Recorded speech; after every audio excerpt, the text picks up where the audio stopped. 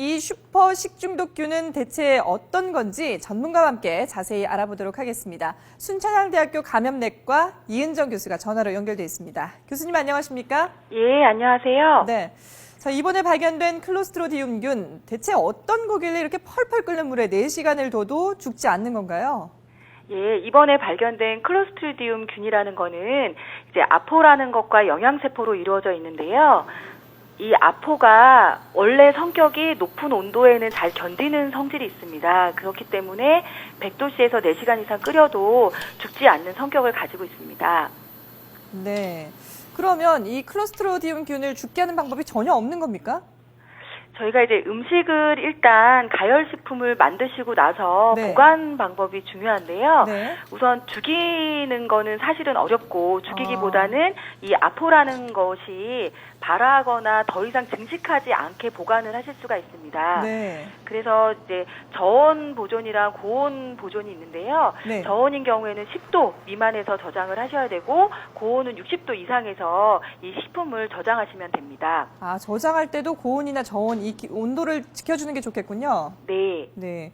근데 이 클로스트리디움균뿐만 아니라 사실 식중독은 요즘 같은 이런 봄철에 가장 많이 발생하고 있죠. 이 최근 5년 동안의 식중독 환자 수를 저희가 이제 준비를 했는데요. 전체 환자 6천여 명 가운데 38%인 2,300여 명이 4월부터 6월 사이에 이렇게 집중돼 있습니다. 그리고 7월부터 9월까지 즉 여름철 식중독 환자 수는 전체의 31%에 불과한데요. 식중독은 흔히 생각하면 여름에 많을 것 같은데 왜 이런 봄철에 가장 많이 나타나는 건가요? 예, 봄철에는 이제 아침 저녁으로 기온차가 있어서 네. 이제 좀 식중독에 대한 어떤 경각심이 좀 많이 떨어지게 되고 그리고 봄철엔 날씨가 좋아서 나들이를 많이 가시게 됩니다. 그러면 나들이 가시면서 도시락을 싸게 되고 이 도시락이 장시간 음식물이 방치되는 수가 있어서 식중독이 잘 발생하는 걸로 알려져 있습니다. 그렇군요. 그럼 식중독 증상은 어떤 것들이 있을까요? 대개는 구토 증상이랑 설사 증상이 있는데요. 네. 심하게 되면은 열도 있을 수 있고, 막 탈수 증상 같은 이런 심한 증상이 나타나실 수도 있습니다. 예. 아무래도 좀 특히 임산부나 노약자가 식중독에 걸릴 경우 그 위험성이 더 커지지 않을까 싶네요. 예, 맞습니다.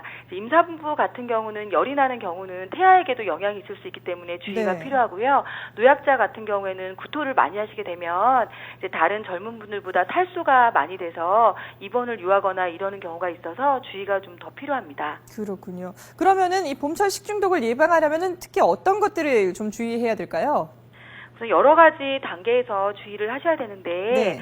이제 도시락 같은 걸 준비하실 때 항상 손을 잘 닦으셔야 되고요. 네. 그리고 과일이나 채소도 흐르는 물에 깨끗하게 닦으셔야 되고 이제 조리 음식은 완전히 익히시는 게 좋겠습니다.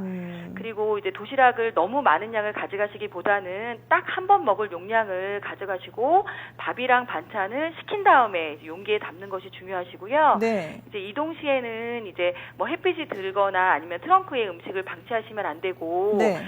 이제 아이스박스 같은 데에다가 넣으셔서 10도 이하로 운반을 하시는 게 좋겠습니다. 예, 그렇군요. 어쨌든 개인 위생을 철저히 하면서 음식도 딱 그때 먹을 만큼 분량만 해서 바로 먹고 치우는 것이 가장 좋겠군요. 네, 맞습니다. 알겠습니다. 지금까지 순천향대학교 감염내과 이은정 교수로부터 도움 말씀 들어봤습니다. 말씀 고맙습니다. 예, 감사합니다.